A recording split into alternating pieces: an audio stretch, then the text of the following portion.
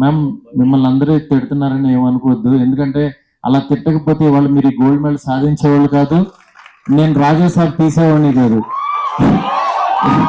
ఎందుకంటే వాళ్ళు నిజంగా చాలా వాళ్ళ పనులన్నీ మానుకుని మన కోసం టైం పెట్టి వాళ్ళ కాన్సన్ట్రేషన్ మొత్తం వాళ్ళ పాజిటివిటీ అంతా చంపుకుని ఒక నెగిటివ్ ఆలోచన తెచ్చుకుని వాళ్ళ బ్రెయిన్ అంతా నెగిటివ్ చేసుకుని ఒక మాట మాట్లాడి 4 తిట్లు తిడుతున్నారంటే అంత ఈజీ కాదు మేము. అది అలా అంత నెగిటివ్ గా పాపం వాళ్ళ దగ్గర ఉన్నదే పంచుతున్నారు. వాళ్ళు ఇంకేం ఇవ్వగలరు చెప్పండి?